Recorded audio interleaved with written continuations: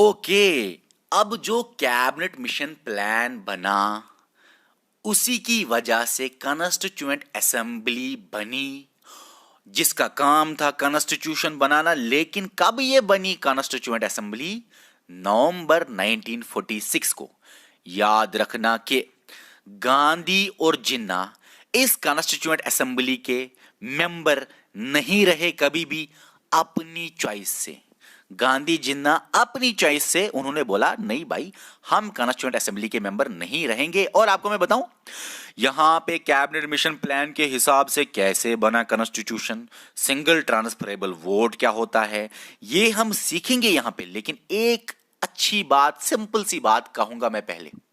आप सबको पता है कि 26 जनवरी 1950 को इंडियन कॉन्स्टिट्यूशन एनफोर्स हुआ। ठीक है, आपको मैं सवाल पूछना चाहूंगा कि इस कॉन्स्टिट्यूशन के बनने से पहले कौन सा कॉन्स्टिट्यूशन चल रहा था इंडिया में, कौन सा कॉन्स्टिट्यूशन फोर्स में था? याद रखना, इससे पहले government of India act 1935 constitution की तरह काम कर रहा था। इतना ही नहीं, 1947 का इंडियन इंडिपेंडेंस एक्ट वो भी कॉन्स्टिट्यूशन की तरह काम कर रहा था। तभी तो इंडियन कॉन्स्टिट्यूशन जब बना, उसका लास्ट आर्टिकल कौन सा था पहले जब कॉन्स्टिट्यूशन बना इंडियन कॉन्स्टिट्यूशन? आर्टिकल 395। पहले इतने ही आर्टिकल थे ना, 395 आर्टिकल्स, अब तो बहुत है। 395 आर्टिकल क्या कहता है कभी देख लेना। वो बोलता है कि government of India act 1935 repeal, Indian independence act 1947 repeal. अब वो कॉन्स्टिट्यूशन की तरह काम नहीं करेंगे। अब अगर कोई इंडिया के लिए कॉन्स्टिट्यूशन है वो ये है, 26 जनवरी को जो एनफोर्स हुआ रिपब्लिक डे पे, जो कि बनाया कॉन्स्टिट्यूएंट असेंबली ने। कैसे बनाया, कैसे बनी कॉन्स्टिट्यूएंट असेंबली, सीखेंगे। देखो, टाइम टू टाइम जो ब्रिटिशर्स कानून लगा रहे थे ना इंडिया पे, वो उस टाइम के लिए कॉन्स्टिट्यूशन होता था। रेगुलेटिंग एक्ट लगाया, कॉन्स्टिट्यूशन बना वो उस टाइम के लिए, जब तक ब्रिटिश इंडिया एक्ट आया। ब्रिटिश इंडिया एक्ट के बाद जब तक दूसरा एक्ट आया, चार्टर एक्ट, तब तक ब्रिटिश इंडिया एक्ट कॉन्स्टिट्यूशन था। चार्टर एक्ट कॉन्स्टिट्यूशन की तरह बिहेव कर रहा था जब तक उसके बाद गवर्नमेंट ऑफ इंडिया एक्ट्स आए। उसके बाद जब तक बाकी एक्ट्स आए, काउंसिल एक्ट्स, तब तक वो एक्ट काम कर रहा था। मकसद की बात है, वो एक्ट बिहेव कर रहा था as constitution from time to time. अब समझना है ये आपको कि कॉन्स्टिट्यूएंट असेंबली कैसे बनी। और किसी ने सवाल भी पूछा था, सर डोमिनियन इंडिया कब बना? देखो भाई, मैंने बोला भी कि आपके आजादी के दिन पे 15 अगस्त 1947 पे इंडिया इंडिपेंडेंस नहीं बना अच्छी तरह। इंडिपेंडेंस डे जो आप मना रहे हो वो हाफ इंडिपेंडेंट बना, जिसको बोलते हैं डोमिनियन। हाँ, जब कॉन्स्टिट्यूशन बना 26 जनवरी 1950, एनफोर्स हुआ कॉन्स्टिट्यूशन, उस डे को बोलते हैं रिपब्लिक डे। रिपब्लिक डे पे आप 100% इंडिपेंडेंट हुए। आप ऐसे बोल सकते हो, इंडिपेंडेंस डे पे हम 100% इंडिपेंडेंट नहीं हुए, रिपब्लिक डे पे हम 100% इंडिपेंडेंट हुए। ओके, अब कैबिनेट मिशन प्लान के हिसाब से कैसे कॉन्स्टिट्यूएंट असेंबली बनाई गई, याद रखना। सबसे पहले 1 to a million रूल लाया गया। मतलब कि अगर कोई प्रोविंस है, मान लीजिए ये मद्रास लिखा है ना, मद्रास प्रोविंस है और इसमें 10 मिलियन लोग रहते हैं, पॉपुलेशन 10 मिलियन है, तो यहां से 10 लोग आएंगे कॉन्स्टिट्यूएंट असेंबली बनाने के लिए, मेंबरशिप। अगर यूपी में 5 मिलियन लोग हैं तो 5 मेंबर आएंगे कॉन्स्टिट्यूएंट असेंबली के लिए। 1 to a million रूल समझ में आ गया आपको। इसीलिए 389 मेंबर कैबिनेट मिशन प्लान ने दिए 1 to a million रूल को दिमाग में रख के। 1 मिलियन से एक बंदा कॉन्स्टिट्यूएंट असेंबली में आएगा। और आपको मेरा और एक सवाल, क्या इन मेंबर्स ने, जो कि कॉन्स्टिट्यूएंट असेंबली है, क्या इन्होंने इंडियन कॉन्स्टिट्यूशन बनाया? आप बोलोगे हां, लेकिन ना। अरे इनमें से आधे मेंबर पाकिस्तान चले गए और कितने मेंबर फिर रहे Indian constitution assembly, constituent assembly of India में? 299। कितने मेंबर हैं जो चले गए पाकिस्तान? इस कॉन्स्टिट्यूएंट असेंबली के मेंबर्स थे वो बने भी इसके मेंबर्स, और फिर यहां से वो चले गए पाकिस्तान। कितने? 90 मेंबर्स। तभी तो 299 मेंबरशिप हो गया कॉन्स्टिट्यूएंट असेंबली का 389 मेंबर से 90% चले गए पाकिस्तान, जिस वजह से कॉन्स्टिट्यूएंट असेंबली की मेंबरशिप गिर गई। और यही हैं वो असल मेंबर्स जिन्होंने इंडियन कॉन्स्टिट्यूशन को बनाया। ओके, पाकिस्तान कब वो चले गए? इंडियन इंडिपेंडेंस एक्ट जब हुआ, आजादी के बाद ही चले गए पाकिस्तान। ओके, और ये कब बने थे? ये 389 मेंबर्स 1946 में, 1947 अगस्त के बाद इतने मेंबरशिप हो गए। ठीक है सर, ठीक है, समझ आ रहा है। अब समझो इस बात को, जो इतने मेंबर, अब सवाल अगर आए कभी आपको original membership of cabinet constituent assembly, आप ये लिखोगे। अगर सवाल आए इंडियन इंडिपेंडेंस एक्ट के बाद मेंबरशिप रिड्यूस हुआ कितना कॉन्स्टिट्यूएंट असेंबली, अगर सवाल आए ये इंडियन कॉन्स्टिट्यूशन कितने कॉन्स्टिट्यूएंट असेंबली के मेंबर्स ने बनाया, तो इतनों ने बनाया। ठीक है, ओरिजिनली कितने थे? इतने थे। समझ आ गया आपको? कितने पाकिस्तान चले गए? 90 चले गए। ओके डियर, ये जो 389 मेंबर्स है ना, ये दो जगहों से लाए गए। जब यहां पे ब्रिटिशर्स राज कर रहे थे तो दो तरह के प्रोविंसेस थे। एक थे राजा महाराजाओं के states, princely provinces, princely states. दूसरे थे ब्रिटिश इंडिया, जहां पे ब्रिटिश डायरेक्ट रूल कर रहा था। ठीक है, इंडिया में ब्रिटिश इंडिया था और राजा महाराजाओं के स्टेट्स। कोई नीचे कमेंट करो कि ये जो प्रिंसली स्टेट्स थे, इनके ऊपर राजा महाराजा होता था क्या? ब्रिटिश का कंट्रोल प्रिंसली स्टेट्स पे होता था? इनडायरेक्ट कंट्रोल होता था? नीचे कमेंट करो, देखना चाहता हूं मैं क्या जवाब दोगे। ये जो ब्रिटिश इंडिया 296 मेंबरशिप है, इसमें से भी डिवीजन हुआ। 292 मेंबर्स कहां से आए? गवर्नर प्रोविंसेस से। 4 कहां से आए? चीफ कमिश्नर प्रोविंसेस से। कितने गवर्नर प्रोविंसेस हैं? 11। आपके सामने ये पढ़ लीजिए, खुद ही पढ़ने की कोई जरूरत नहीं, पढ़ना तो आता होगा आपको। देख लीजिए, जूम भी मैंने किया, कोई बोलेगा दिखाई नहीं दे रहा। और 4 मेंबर्स आएंगे 4 चीफ कमिश्नर प्रोविंसेस से। ये लिखा है आपके सामने, पढ़ लीजिए। लेकिन जानना आपको ये है, सर ये क्या है? ब्रिटिश इंडिया जहां पे ब्रिटिश रूल कर रहा था डायरेक्टली, वहां पे गवर्नर प्रोविंसेस 11 और 4 चीफ कमिश्नर प्रोविंसेस, ये क्या फर्क क्या है? जैसे कि आज स्टेट्स और यूटीज है ना, वैसे ही ये भी थे। ये आप आज के स्टेट्स मान लीजिए, ये आप यूटीज मान लीजिए। यहां पे बहुत इनकी असेंबली होती थी, पॉपुलेशन ज्यादा होती थी गवर्नर प्रोविंसेस में। यहां पे असेंबली नहीं होती थी और पॉपुलेशन कम होती थी। ठीक है ना, जैसे आज यूटी डायरेक्ट कंट्रोल सेंटर के अंदर। ओके, मकसद की बात कि यहां पे कम पावर्स थे, यहां पे ज्यादा पावर्स थे। इनको बहुत पावर्स थे स्टेट्स की तरह, इनको कम पावर्स थे यूटीज की तरह। ओके, अब जानिए इस बात को कि जो ये 296 मेंबर्स है टोटल वाले, ये और ये मिला के ब्रिटिश इंडिया वाले, इनमें इलेक्शन हो गया indirect election. Cabinet mission plan ने बोला इनका होगा इनडायरेक्ट इलेक्शन। और जो 93 आएंगे राजा महाराजा स्टेट से, उनका इलेक्शन ही नहीं होगा। राजा महाराजा खुद ही डिसाइड करेगा, मेरे राज्य से ये जाएगा, मेरे राज्य से वो जाएगा। उसको बोलते हैं नॉमिनेशन। तो 93 प्रिंसली स्टेट्स के लिए इलेक्शन का प्रोसीजर नहीं था, नॉमिनेशन का था। लेकिन राजा महाराजाओं ने ये 93 सीट्स फिल ही नहीं किए। उन्होंने बोला भाई हमको क्या करना कॉन्स्टिट्यूएंट असेंबली से, हमको ना ही बनाना कॉन्स्टिट्यूशन, हम खुश हैं। अरे खुश तो होंगे, मजे ले रहे थे राजा महाराजा। अब समझना आपको यह है कि जो ये प्रोविंसेस है जिनमें इनडायरेक्ट इलेक्शन हुआ, अब ये इनडायरेक्ट इलेक्शन क्या होता है? जहां पे लोग वोट नहीं डालेंगे, जहां पे वोट डालेंगे कौन? स्पेशल पर्संस, एमएलएज, एमपीज, ठीक है ना, लेजिस्लेटिव मेंबर्स या कोई खास बंदा। ओके, अब यहां पे भी किसी खास बंदे ने ही वोट डाला इन 296 मेंबर्स को चुनने के लिए, ताकि ये जाए कॉन्स्टिट्यूएंट असेंबली में। इस इनडायरेक्ट इलेक्शन में किसने वोट डाला, उनको बोलते हैं प्रोविंसेस। हर एक प्रोविंस में लेजिस्लेटिव प्रोविंस होती थी, प्रोविंशियल असेंबली उसको बोला जाता था। लेजिस्लेचर होता था, उसको बोलते थे प्रोविंशियल असेंबली। प्रोविंशियल असेंबली होती थी हर एक प्रोविंस में।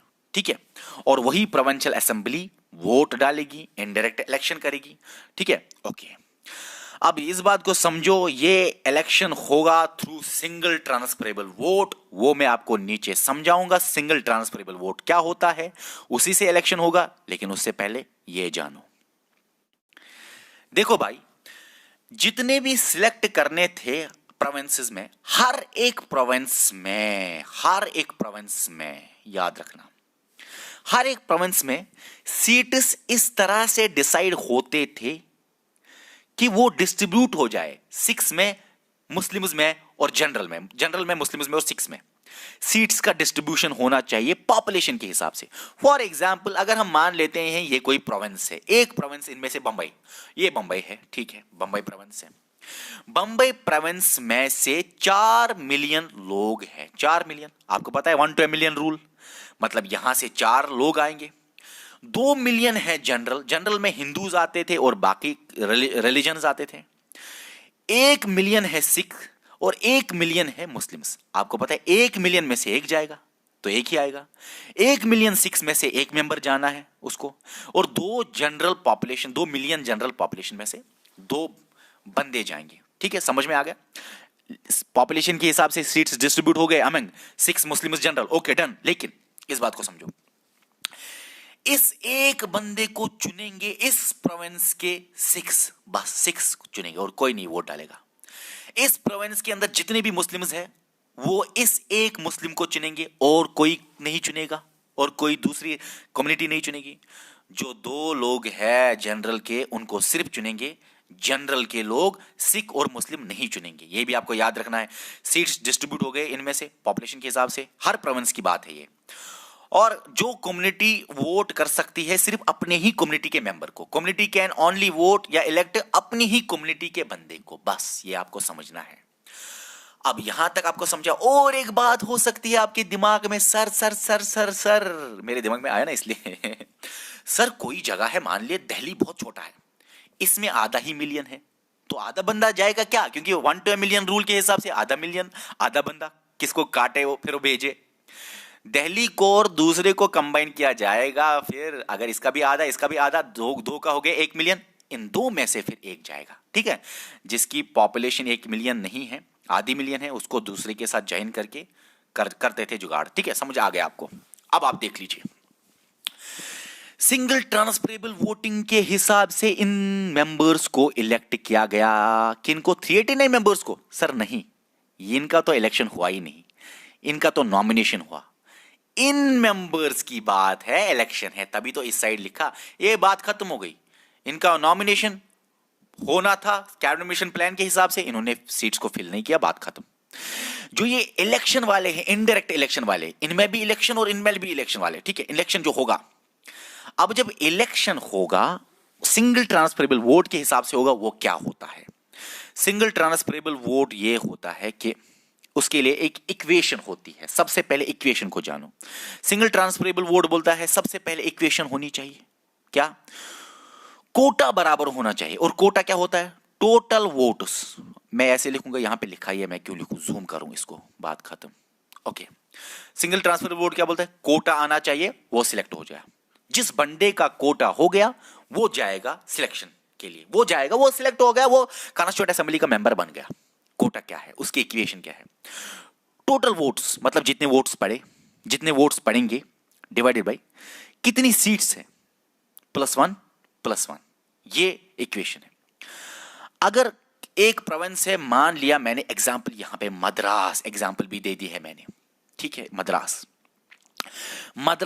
ये इनडायरेक्ट इलेक्शन है भाई। मद्रास के प्रोविंशियल असेंबली जो है ना, असेंबली, प्रोविंशियल असेंबली अंदर की मद्रास की, सिर्फ वो वोट करेंगे। तो वोट्स कितने हुए टोटल?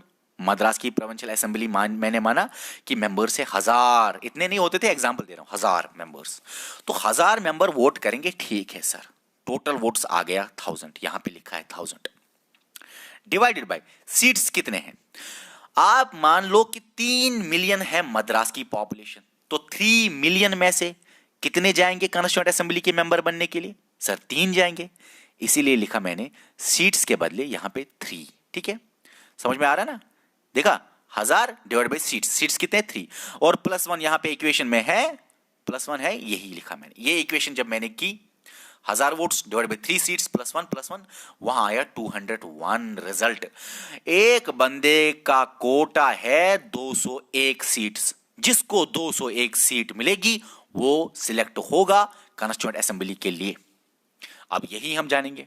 सिंगल ट्रांसफरेबल वोट का सीखना बहुत इंपॉर्टेंट है भाई, क्योंकि प्रेसिडेंट का इलेक्शन, वाइस प्रेसिडेंट का इलेक्शन, राज्यसभा का इलेक्शन और लेजिस्लेटिव काउंसिल का इलेक्शन, ये सब का होता है इसी के हिसाब से, और ये सीखना बहुत इंपॉर्टेंट है। ओके, देखो सर, समझ आ गया। अब सिंगल ट्रांसफरेबल वोट क्या है? जो भी ये बंदे प्रोविंशियल असेंबली में हैं, और पता है ये कैसे हुए थे? खुद सिलेक्ट, खुद मद्रास के अंदर जो ये लेजिस्लेटिव, ये प्रोविंशियल असेंबली के मेंबर थे, ये खुद हुए नहीं थे सिलेक्ट, इलेक्ट लोगों ने नहीं किए थे। ये डायरेक्ट इलेक्शन से इलेक्ट नहीं हुए थे, ये लिमिटेड फ्रेंचाइज से इलेक्ट हुए थे। लिमिटेड फ्रेंचाइज होता है जिसके पास ज्यादा प्रॉपर्टी हो, जिसका एजुकेशन खतरनाक हो, जो टैक्स भरता हो गवर्नमेंट को, उसी को प्रोविंशियल असेंबली का मेंबर लाया जाएगा, असेंबली का मेंबर बनाया जाएगा। लिमिटेड फ्रेंचाइज ये गवर्नमेंट ऑफ इंडिया एक्ट के हिसाब से बनाए गए थे। चलो 1000 थे मद्रास के, वोट्स कितने हैं 1000 मान लिए सर। ओके, सीट्स कितने हैं 3 यहां से सिलेक्ट करने, मान लिया सर। ओके, उसके बाद इलेक्शन में कितने उठे? इलेक्शन में उठे, मैंने बोला ABCDEFG 7 लोग इलेक्शन में मैंने माना कि उठे मद्रास से। अब इनमें से 3 ही सिलेक्ट होने हैं, कैसे होंगे वही देखेंगे। एक एक मेंबर, असेंबली मेंबर के पास एक एक बैलेट पेपर मिलेगा उसको, सेक्रेट बैलेट पेपर, मतलब किसी दूसरे को नहीं दिखाना। ऐसे मान लो एक बैलेट पेपर इनको मिला, एक एक को मिला। ये बैलेट पेपर पे, फॉर एग्जांपल इसकी अगर बात करें, इस बंदे की, इसके पास बैलेट पेपर आया, उसने अपने बैलेट पेपर पे प्रेफरेंस देनी है, तभी सिंगल ट्रांसफरेबल वोट को बोलते हैं प्रेफरेंशियल वोटिंग भी। क्या प्रेफरेंस? वो बोलेगा ए को मैं नंबर 1 दूंगा, यही सिलेक्ट होना चाहिए मद्रास से फॉर कॉन्स्टिट्यूएंट असेंबली। फिर यही बंदा बोलता है अगर ये ए नहीं सिलेक्ट हुआ तो दूसरे नंबर पे बी देता हूं मैं, अगर वो नहीं तीसरे नंबर पे सी, अगर वो नहीं फिर जी जाना चाहे 4th नंबर पे, फिर एफ जाना चाहे 5th नंबर पे। मतलब ये बोलता है अगर ये नहीं तो वो जाना चाहिए, दूसरी प्रेफरेंस, थर्ड प्रेफरेंस, ये प्रेफरेंस देते हैं। जैसे कि ये वाले बंदे ने, इसको बैलेट पेपर मिला, उसने ये प्रेफरेंस दे दी। एग्जाम्पल, उसने बोला पहला नंबर सी सिलेक्ट होना चाहिए, अगर वो नहीं हुआ दूसरा किसको, हाँ दूसरा यहां पे तो ए सिलेक्ट होना चाहिए, तीसरा किसको, ये है तो डी सिलेक्ट होना चाहिए।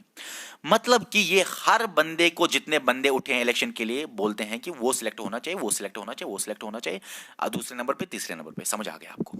अब आपको जानना है सिलेक्ट कौन होगा, सिंगल ट्रांसफरेबल वोट क्या होती है। बहुत आसान है, बहुत आसान है। देखो, कोटा आपको पता है मद्रास के लिए 2001 सीटें मिलनी चाहिए। ओके, देखो जब ये उठे थे इलेक्शन के लिए ABCDEFG, उनमें से 1000 सीट्स में से, क्योंकि टोटल वोट्स हैं 1000 वोट्स में से 200 वोट्स जी को मिले। जी जो बंदा है 200 वोट्स मिले, 160 140 इसी तरह सबको अपने अपने वोट्स मिले। आप मुझे बताइए कौन सिलेक्ट हुआ? तीन तो हमें सिलेक्ट करने हैं, कौन 3 सिलेक्ट हुए? आप बोलोगे 200 वाला, ठीक है 200 वाला, 180 वाला, फिर 160 वाला। सर ये 3 सिलेक्ट हुए FGA। भाई अभी कोई सिलेक्ट नहीं हुआ, क्योंकि कोटा की लाइन किसी ने क्रॉस नहीं की। कोटा बोलता है मैं हूं 201 सीट्स, इसको 200 ही है, 201 नहीं है। इसको अगर 1 मिल जाए तो ये सिलेक्ट। अब सिंगल ट्रांसफरेबल वोट बोलता है जब कोई सिलेक्ट नहीं होगा, जब कोटा पूरा नहीं हुआ, जब 3 सीट्स यहां के एग्जाम्पल पे नहीं आई पूरी, तो क्या करना है? सबसे कम सीट्स वाले को, सबसे कम सीट्स वाला कौन है? 90 वाला। अब आप बोलोगे सर सबसे कम सीट्स हमको समझ नहीं आया। याद रखना इस बात को, बहुत जरूरी पॉइंट है। सबसे कम सीट्स 90 सीट्स का मतलब पता है क्या है? 90 लोगों ने 1000 में से 1 नंबर प्रेफरेंस सी को दी है, डी को 1 नंबर प्रेफरेंस मिली है 110 वोट्स, ए को 180 लोगों ने 1000 में से ए को फर्स्ट प्रेफरेंस दी है। समझ आया ना? ओके, ये आपको समझ में आ गया। सबसे फर्स्ट प्रेफरेंस 1000 लोगों में से किसको मिली है सबसे कम फर्स्ट प्रेफरेंस? सर सी को, सिर्फ 90 फर्स्ट प्रेफरेंसेस है। तो जब किसी ने कोटा पूरा नहीं किया, सी को हटाया जाता है। जो ये 90 इसके फर्स्ट प्रेफरेंस है ना, वो ट्रांसफर हो जाते हैं जिन बंधु ने 90 सी फर्स्ट प्रेफरेंस सी को दिए हैं, उन्होंने किसी को दूसरी प्रेफरेंस दी होगी, किसी ना किसी को दूसरी प्रेफरेंस दी होगी, हर बंदे ने दूसरी प्रेफरेंस दी होगी किसी ना किसी को, तो वो दूसरी प्रेफरेंस मानी जाती है और चढ़ाई जाती है इन पे। फॉर एग्जाम्पल 90 लोगों में से 40 लोग ऐसे हैं, 50 लोग ऐसे हैं, 50 लोग ऐसे हैं जिन्होंने ऐप को सेकंड प्रेफरेंस दी थी, तो 160 से ऊपर चला जाएगा ये इसका कोटा। 2-3 लोग ऐसे हैं जिन्होंने इसको प्रेफरेंस दी थी सेकंड प्रेफरेंस, तो ए के ऊपर चला जाएगा कोटा। 2-3 लोग ए के ऊपर ऐसे ही। लेकिन मैंने यहां पे 160 वाले को जिताया क्योंकि सी में से मैक्सिमम लोगों ने से सेकंड प्रेफरेंस दी थी ऐप को, तो सी के वोट्स ट्रांसफर हो गए मैक्सिमम वाले ऐप को, सेकंड प्रेफरेंस वाले को, इसीलिए इसको बोलते हैं सिंगल ट्रांसफरेबल वोट। अब आप मुझे बता किसने जीता? सर इसने जीता। ठीक है, समझ आया ना, इसने जीता, एफ ने जीता। अब आपको मैं ये भी बताना चाहूंगा, बहुत इंपॉर्टेंट पॉइंट है। इसी तरह जब ये खत्म हुआ उसके बाद ये जो ऊपर वाले हिस्से हैं ना वोट्स, वो किसी काम के नहीं है, वो फिर से हटाए जाएंगे और वो फिर से देखे जाएंगे कि सेकंड प्रेफरेंस उनकी क्या है। सेकंड प्रेफरेंस देखी गई यहां पे फिल हो गया। अगर फिर भी फिल नहीं हुआ, इसको भी नहीं आई, फिर भी फिल नहीं हुआ, तो पता है क्या होता है? इसी तरह सबसे कम मार्क्स वाला ये है, इसका हटाया जाता है। तो मान लीजिए इसके 110 लोगों ने इसको भी 10 वोट 50 वोट दिए थे, तो ये भी ऊपर चला जाएगा, या इसको भी 40-50 दिए, ये भी ऊपर चला जाएगा, या इसको भी चलो एक ही चाहिए, इस बेचारे को तो एक ही चाहिए, इसको भी 5-6 वोटें दे तो ये भी ऊपर। जो 3 बंदे पहले सिलेक्ट हुए, ये तो बाद में हो, चलो ये 3 बंदे पहले सिलेक्ट हुए, बस यही सिलेक्ट हुए according to single transferable voting. आपको समझ में आ गया होगा सिंगल ट्रांसफरेबल वोट। सबसे मुश्किल है सिंगल ट्रांसफरेबल वोट को समझना। और आपको मैं बताऊं लास्ट में टोटल जो सीट्स है 290, यहां पे देखे ऊपर 292 सीट्स, सॉरी 292 तो इनके थे, 296 टोटल सीट्स। ये 296 सीट्स में से कांग्रेस ने जीते 208 सीट्स, मुस्लिम लीग ने 73 सीट्स और बाकियों ने जीते 15 सीट्स। और तभी तो मुस्लिम लीग ने बोला कि मैं बाइकॉट करूंगा, मैं मीटिंग नहीं करूंगा। उन्होंने मीटिंग अटेंड नहीं की, जो कि आप कल पढ़ोगे। मीटिंग पे क्या हुआ? कॉन्स्टिट्यूएंट असेंबली बनी ना, अब मीटिंग करनी है। कब करनी है? फर्स्ट मीटिंग होगी 9 दिसंबर को। कब बना कॉन्स्टिट्यूएंट असेंबली? नवंबर को, लेकिन 9 दिसंबर को फर्स्ट मीटिंग होगी। और आपको मैं बताऊं, देखो सीट्स तो डिस्ट्रीब्यूट होंगे, लेकिन ऐसा नहीं सोचना कि मुस्लिम्स का मतलब मुस्लिम लीग, यहां पे हिंदूज में जनरल है, इसका मतलब कांग्रेस। ना ना ना, कांग्रेस में बहुत सारे मुस्लिम्स थे, ऐसा नहीं समझना, ठीक है? यहां पे ओवरलैप नहीं होना चाहिए इन दोनों का। कांग्रेस में जिसमें बहुत सारे मुस्लिम्स भी थे, उसके 208 सीट्स, मुस्लिम लीग में 73 और बाकियों में 15 सीट्स थी, जीते बाकियों ने। बाकी ये पार्टीज है, ओके, पार्टीज है। अब ठीक है, आपको समझ में आ गया। मैक्सिमम कांग्रेस के इसके अंदर आ गए, कॉन्स्टिट्यूएंट असेंबली के अंदर आ गए, और यही बनाते हैं फिर कॉन्स्टिट्यूशन। आपको कल मैं सिखाऊंगा कॉन्स्टिट्यूएंट असेंबली की मीटिंग, हमको क्या पढ़ना है, कॉन्स्टिट्यूएंट असेंबली की मीटिंग। और आपको मैं बताऊं, सबसे major portion government of India act 1935 का है इंडियन कॉन्स्टिट्यूशन में, उसके बारे में भी बताऊंगा मैं, कैसे काम किया कॉन्स्टिट्यूएंट असेंबली ने, ऑब्जेक्टिव रेजोल्यूशन क्या था, इंडियन इंडिपेंडेंस एक्ट क्या है, वो भी मैं आपको समझाऊंगा। फिर जब कमिटीज बनाए गए, major committee, minor committee, drafting committee, वो क्या होता है, कब इनएक्ट हुआ कॉन्स्टिट्यूशन, कब एनफोर्स हुआ कॉन्स्टिट्यूशन, क्या फर्क थी। याद रखना, कुछ चीजें 1949 में ही, 26 नवंबर 1949 में ही कुछ चीजें एनफोर्स हुए थे। हमेशा बताते हैं ना हम कि यहां पे इनएक्टमेंट डेट है, यहां पे बना, एनफोर्स हुआ 26 जनवरी को। वो सारी चीजें मैं आपको, और लास्ट में सबसे इंपॉर्टेंट, अरे कॉन्स्टिट्यूएंट असेंबली का क्रिटिसिज्म, उससे क्वेश्चन आने के भी चांसेस होते हैं। क्या क्रिटिसिज्म था इसका, वो भी हम देखेंगे। उम्मीद है कि आपको सब कुछ समझ में आ गया होगा। नीचे आप कमेंट कीजिए क्या चीज समझ में नहीं आई, नेक्स्ट लेक्चर में मैं इंक्लूड करूंगा। Okay bye.